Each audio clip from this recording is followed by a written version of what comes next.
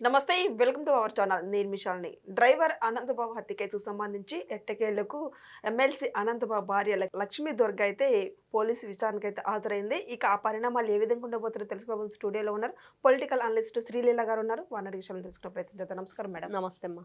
Madam, ఈ లక్ష్మీ దుర్గ అనే అమ్మ ఎప్పటి నుంచో అజ్ఞాతంలోకి వెళ్ళిపోయింది. ఈ రోజు పోలీసు విచారణకైతే హాజరైంది. ఏం జరగబోతుందంటే ఏం చెప్తారు మేడం కేసుకు సంబంధించి? నేను కూడా గత కొద్ది రోజుల క్రితం ఎమ్మెల్సీ అనంతబాబు అక్కడ ఏదైతే మనకి శాసనమండలి సమావేశాల్లో నుండి కనీసం గన్మెన్కి చెప్పకుండా పారిపోయాడు. అప్పుడే అనుకున్నాను ఇంకా వైఫ్ అండ్ హస్బెండ్ ఇద్దరు జంప్ ఇంకా రారు అని. అవును, ఫిక్స్ అయిపోయాం. ఎందుకంటే వీళ్ళ తరహా తెలుసు కదా, వైఎస్ఆర్సీపీ పార్టీ వాళ్ళందరూ కూడా తప్పులు చేయటం, తప్పించుకునే ప్రయత్నం చేయటం, ముందస్తు బెయిల్కి అప్లై చేయటం, మరి తర్వాత తెలియదు గుర్తులేదు మర్చిపోయి అలాంటివి మాట్లాడటం. అసలు ఒకసారి అయితే అతను వల్లభనేని వంశీ అతనైతే కారు నెంబర్ కూడా మర్చిపోయాడు అనమాట. పోలీసులు అడిగితే అట్లా ఉంటుంది వీళ్ళ తరహా.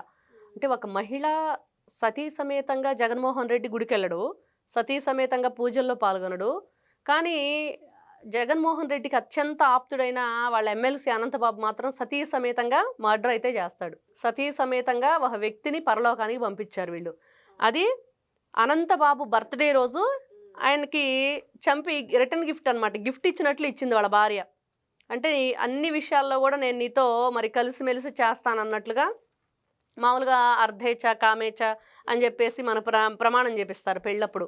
ఎందుకంటే అన్ని విషయాల్లో కూడా సమానంగా ఉండు, మంచి విషయాలకి సలహాదారుడుగా ఉండు భర్తకు అని చెప్పి. కానీ ఈవిడేం చేసింది, నీకు అడ్డొచ్చిన వాళ్ళని కూడా లేపేయటంలో కూడా నేను ముందుంటాను అన్నట్లుగా పాపం వీధి సుబ్రహ్మణ్యాన్ని అతి దారుణంగా చంపేశారు భార్యాభర్తలు ఇద్దరు కలిసి.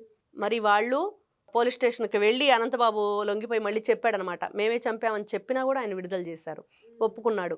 వాళ్ళ భార్య కొన్ని తప్పించుకునే ప్రయత్నాలు చేసినప్పటికీ ఈ రోజున ఎట్టకేలకు హాజరైంది. కానీ గతంలో ఆవిడ ఏం చెప్పింది, హాస్పిటల్లో మరి మా చుట్టాలు ఎవరో బంధువులు ఉన్నారు, వాళ్ళకి నేను చూడటానికి వెళ్ళాను, నేను ఆ రోజు ఇంట్లో లేననేది ఒక మాట అయితే, అక్కడ సీసీటీవీ ఫుటేజెస్లో ఈవిడ అక్కడ వాచ్మెన్ కూతుర్ని వెళ్ళి ఒక పెద్ద కర్ర కావాలని అడగటం, వీళ్ళిద్దరూ కలిసి వెళ్ళటం, మళ్ళీ వచ్చి ఆ రక్త బట్టలు మార్చుకోవటం, మళ్ళీ వాళ్ళ తల్లిదండ్రులకు ఫోన్ చేసి, సుబ్రహ్మణ్యం తల్లిదండ్రులకు ఫోన్ చేసి మీ అబ్బాయికి పలానా ఏరియాలో యాక్సిడెంట్ అయిందని చెప్పటం. కానీ ఆ ఏరియాలో అసలు ఎక్కడా కూడా యాక్సిడెంట్ అనేది జరగకపోవటం. అంటే ఇవన్నీ కూడా వీళ్ళు కలిసి ఇద్దరు కూడా, ఈ లక్ష్మీ దుర్గా అలియాస్ రోజా, అనంతబాబు ఇద్దరు కలిసి ఎంత దారుణానికి పాల్పడ్డారు. అవును. మరి అలాంటి వ్యక్తుల్ని జగన్మోహన్ రెడ్డి గారు వెంట పెట్టుకొని తిప్పుతూ ఉంటారు. మరి ఇప్పుడు ఈ విచారణలో నిజాలు చెప్పే అవకాశం ఉందంటారా? ఖచ్చితంగా చెప్పదు. వీళ్ళ గురించి మనం చూస్తూ ఉన్నాం కదా, వీళ్ళు నిజంగా తప్పులు చేస్తారు, తప్పించుకోవడానికి. ఈ రోజున ఆవిడ ఏమడుగుతుంది, నాకు ఇప్పుడు నాన్ బెయిలబుల్ కేసు కదా కొట్టేయండి అంటుంది. ఎందుకు కొట్టేయాలి? ఈ రోజున అన్ని సాక్ష్యాధారాలు ఉన్నాయి. మీ గూగుల్ టేక్అవుట్ ఏదైతే ఫోన్ ఉందో దానికి సంబంధించిన గూగుల్ టేక్అవుట్ ఉంది, మీరు ప్రయాణించిన ఆ కారుకు సంబంధించిన జీపీఎస్ ఉంది, ఆ తర్వాత మీరు ఏదైతే ఏరియాలో తిరిగారో అక్కడ సీసీటీవీ ఫుటేజెస్ ఉన్నాయి. స్వయంగా నీ భర్త మరి ఆ రోజున పోలీస్ స్టేషన్లో విషయాలు చెప్పాడు. తర్వాత వీధి సుబ్రహ్మణ్యం తల్లిదండ్రులు కూడా ఏ విధంగా పాపం వాపోయారో తెలుసు. వాళ్ళకి డైరెక్ట్గా ఫోన్ చేసి నీకు కొన్ని లక్షల రూపాయలు డబ్బులు ఇస్తాను, ఈ విషయాన్ని బయటకు రానివ్వకుండా మిగతా కార్యక్రమాలు చేసుకోండి అని ఇతనే చెప్పాడు, ఎమ్మెల్సీ అనంతబాబు. గతంలో చూస్తే ఇతను ఫోన్ కాల్స్లో కూడా ఒక మహిళతో అసభ్యంగా ప్రవర్తిస్తా వీడియో కూడా మనకి వైరల్ అయింది. అంటే వీళ్ళు ఎలాంటి పనులు చేస్తున్నారు, ఏ విధంగా మళ్ళీ తప్పించుకునే ప్రయత్నాలు చేస్తున్నారు వాటి నుండి. ఒక మనిషి ప్రాణం తీయటం అంటే మరి ఎంత ఘోరం అది. నువ్వు చేసిన తప్పులు కప్పిపుచ్చుకోవడానికి ఎక్కడ అతను వేరే వాళ్ళకి చెప్పేస్తాడని భయంతో. ఆల్రెడీ వీధి సుబ్రహ్మణ్యం ఎందుకు మానేశాడు అంటే తన తండ్రి చెప్పాడు అన్ని విషయాలు. మా అబ్బాయికి సరైన టైమింగ్స్ అక్కడ లేవు, ఏ టైం అంటే ఆ టైం అర్ధరాత్రి. అంటే వీళ్ళు చేసే గంజాయి స్మగ్లింగు రకరకాల కార్యక్రమాలు ఉన్నాయి అనంతబాబుకి. వాటిలో ఒక టైం అంటూ లేకుండా ఇతన్ని డ్రైవింగ్ చేయడానికి లేపుతుంటే నిద్ర, మరి తనకి సరైన నిద్ర ఉండట్లేదు, ఇతని దగ్గర నేను చేయలేకపోతున్నానని అతని దగ్గర నుండి వెళ్ళిపోయాడు. తర్వాత వీళ్ళు చెప్పింది ఏంటి, మా దగ్గర 50,000 రూపాయలు డబ్బులు తీసుకున్నాడు, 30,000 రూపాయలు ఇచ్చాడు, ఇంకా 20,000 ఇవ్వాలి, అది అడగటానికి అతన్ని ఎక్కించుకొని వెళ్ళాము నైట్ వాళ్ళ ఇంటి దగ్గర నుండి అని. అసలు ఎంత స్టోరీ చెప్తారంటే, 30,000 ఇచ్చినాడు 20,000 ఇవ్వడా? ఒకవేళ నీ దగ్గర పనిచేసే వ్యక్తి 20,000 ఒక లెక్క మీకు. అలాగ వీళ్ళు చేసిన తప్పుని తప్పించుకోవటానికి ఎన్ని రకాలుగా అబద్ధాలు ఆడుతున్నారు, ఎన్ని రకాలుగా మరి తప్పించుకునే ప్రయత్నం చేస్తున్నారంటే ఎట్టకేలకు ఒక మనిషి ప్రాణం అయితే తీశారు. ఈ మేడం రోజు మనం గతంలో చూసే వివేకానంద హత్య కేసుకు సంబంధించి ఇప్పటికీ కూడా సాక్ష్యాలను తారుమారు చేస్తూ ఆ అవును. కేసు కూడా నీరు గారిపోతున్న క్రమంలో సునీత గారు పోరాడుతున్నా కూడా అవును. అదొక కొలికైతే రాలేదు, నీరు నిజంగా. గారిపోతుందని. మరి అవును. సేమ్ రిపీట్ దీంట్లో కూడా జరిగే అవకాశం ఉందంటారు ఇప్పుడు అవును. సాక్ష్యాలు ఇప్పుడు తను కూడా నిజాలు చెప్పుకోకపోతే? ఇప్పుడు కోడికత్తి కేసు చూసాం. పాపం శ్రీను అంతా అంటే జగన్మోహన్ రెడ్డి గురించి ఏ విధంగా అతను చేశాడంటే, అతను మరి ఆ రోజున జరిగిందేంటంటే అందరికీ తెలుసు కోడికత్తి. మరి ఆ డ్రామా వెనక జగన్మోహన్ రెడ్డి గారి హస్తం ఉందా? మరి ఆ డ్రామా ఎందుకు ఆడిచ్చాడు? ఆ వ్యక్తిని ఎందుకు అరెస్ట్ చేయించాడు? 4 గోడల మధ్య బంధించి అతని జీవితాన్ని పాపం శూన్యం చేసేసాడు. మరి అది ఒక కొలిక్కి రాలేదు. ఎప్పుడు కూడా జగన్మోహన్ రెడ్డి కోర్టుకు హాజరయ్యి అతని దగ్గర ఏదో ఒకటి చెప్పాలి కదా! సేఎస్ఆర్ నో ఏదో ఒకటి ఉంటది. అవునంటే అవుననో, కాదని కాదంటే ఏది చెప్పడు. తర్వాత చూస్తే బాబాయ్. తర్వాత ఆయనది ఇప్పుడు నిన్నటి రోజుకి కరెక్ట్‌గా వీళ్ళ గొడ్డల పోటుకి 7 ఏళ్ళు. మార్చి 15వ తారీఖుకి గొడ్డలి పోటుకి 7 ఏళ్ళు అక్షరాల. మరి 7 సంవత్సరాల్లో వీళ్ళేం చేశారు అంటే అనుమానాస్పద మరణాలు ఎన్నున్నాయి. ఎంతమంది చనిపోయారు? ఏ విధంగా చనిపోయారు? ఒక హత్యకి మరి వీళ్ళు చేసి దాంట్లో సాక్షులను కూడా లేకుండా చేయటం. నిన్నటి రోజున సునీత గారి ప్రెస్ మీట్ వింటే ఖచ్చితంగా ఈ రోజున భారతిరెడ్డి గారిని ఎందుకు ప్రశ్నించట్లేదని ఆవిడ అడుగుతుంది.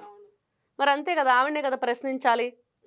ఎవరి ఫోన్ కాల్స్ ద్వారా ఎవరి ఫోన్లకి మరి ఎన్నెన్ని మెసేజెస్ వెళ్ళి ఎన్ని వందల ఫోన్ కాల్స్ కన్వర్జేషన్ నడిచింది. మరి ఎందుకు వీళ్ళని ఆ కోణంలో విచారించట్లేదు? సిబిఐ ఎందుకు ముందుకు వెళ్ళట్లేదు?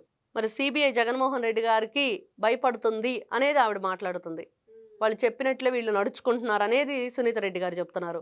నిజంగా ఎంత దారుణం అంటే ఆవిడ ఇప్పటికి కూడా ఇంకా పోరాడతాను తప్పించి వీళ్ళకి శిక్ష పడే వరకు మాత్రం నేను ఊరుకోనని.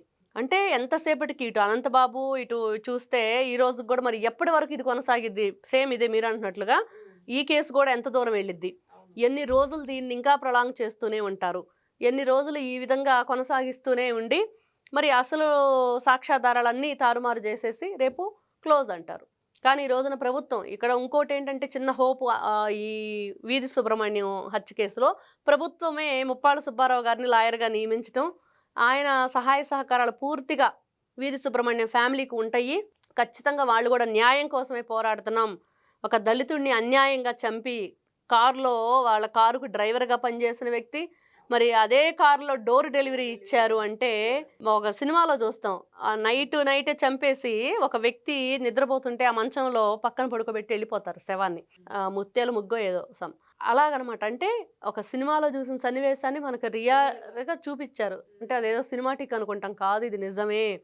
ఆ రేంజ్లో ఇతను ఎంత ఇదిగా చేశాడంటే చాలా ఘోరం అనమాట. ఒక ప్రాణం తీయటం అనేది అట్లాంటి వ్యక్తులను ఏం చేయాలి? నడి రోడ్డు మీద ఉరేసినా కూడా పాపం లేదు. మరి జగన్మోహన్ రెడ్డి గారు అంటారు కదా, ఏం చేసినా పాపం లేదు, కాల్ చేయాలి, నడి రోడ్డు మీద ఉరి తీయాలి. ఇప్పుడు ఎవరిని తీయాలి? ఉరి ఎవరిని కాల్ చేయాలి? మరి నిన్ను నీ భార్యను కూడా ఈ రోజున విచారించాలి నీ బాబాయ్ కేసులో. ఎందుకంటే సునీత రెడ్డి గారు అదే కోరుకుంటున్నారు, భారతిరెడ్డి గారిని విచారించాలి అని. కాబట్టి ఇటు వీధి సుబ్రహ్మణ్యమా, అటు కోడికత్త, ఇటు బాబాయ్ గొడ్డలిపోట, గులకరాయ ఇలా చెప్పుకుంటూ వెళితే జగన్మోహన్ రెడ్డి గారు ఆడిన డ్రామాలు అన్నీ ఇన్ని కాదు. మరి ఇవన్నీ కూడా ఒక కొలిక్కొచ్చేది ఎప్పుడు అంటే ఫస్ట్ జగన్ జైలుకి వెళ్తే అన్నీ కూడా కొలిక్కి వస్తాయి అనేది ఈ రోజున ప్రజల నుంచి వస్తున్న వాయిస్. Thank you. నమస్తే.